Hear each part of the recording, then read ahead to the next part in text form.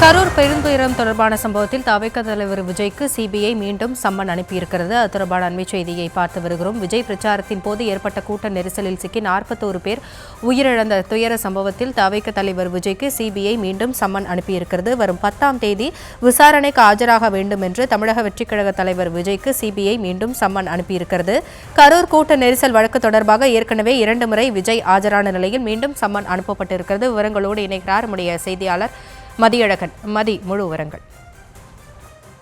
கடந்த ஆண்டு செப்டம்பர் மாதம் 27ஆம் தேதி கரூரில் நடைபெற்ற தாவேகா மக்கள் சந்திப்பு நிகழ்ச்சியில் ஏற்பட்ட கூட்ட நெரிசலில் சிக்கி 41 பேர் உயிரிழந்தனர். இந்த சம்பவம் தொடர்பான வழக்கினுடைய விசாரணையை சிபிஐக்கு மாற்றி உச்சநீதிமன்றம் உத்தரவிட்டது. இதன் அடிப்படையில் சிபிஐ இந்த வழக்கினுடைய விசாரணையை நடத்தி வரக்கூடிய நிலையில் இந்த சம்பவம் தொடர்பான விசாரணைக்கு தாவேகா நிர்வாகிகள், கரூர் மாவட்ட நிர்வாகத்தினர், அதாவது எஸ்பி, மாவட்ட ஆட்சியர் உள்ளிட்டோர் ஆஜராகி இருந்தார்கள். அதே போல முக்கிய காவல்துறை அதிகாரிகளும் ஆஜராகி இருந்தனர். இந்த நிலையில் இது தொடர்பாக விஜயிடம் ஏற்கனவே 2 முறை விசாரணையானது நடத்தப்பட்டது.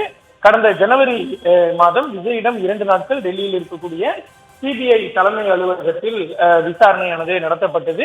இந்த நிலையில் மீண்டும் தேவைப்பட்டால் விஜய் விசாரணைக்கு அழைக்கப்படுவார் என சிபிஐ தரப்பில் தெரிவிக்கப்பட்டிருந்த நிலையில் நாளைய தினம் ஆஜராக வேண்டும் என விஜய்க்கு சம்மன் அனுப்பப்பட்டுள்ளதாக தற்பொழுது தகவல்கள் வெளியாகி இருக்கின்றன. 3வது முறையாக விஜய்க்கு இந்த சம்மனானது வழங்கப்பட்டு இருக்கிறது. இந்த சம்மனை ஏற்றுக்கொண்டு விஜய் ஆஜராவாரா அல்லது வேறு நாளில் ஆஜராவதற்கு அவகாசம் எதுவும் கேட்பாரா என்ற ஒரு எழுந்திருக்கிறது. இந்த நிலையில்தான் நாளை விஜய் மீண்டும் விசாரணைக்கு ஆஜராக வேண்டும், அதாவது மார்ச் 10ஆம் தேதி விஜய் விசாரணைக்கு ஆஜராக வேண்டும் என்று சிபிஐ தற்பொழுது சம்மன் அனுப்பி இருக்கிறது.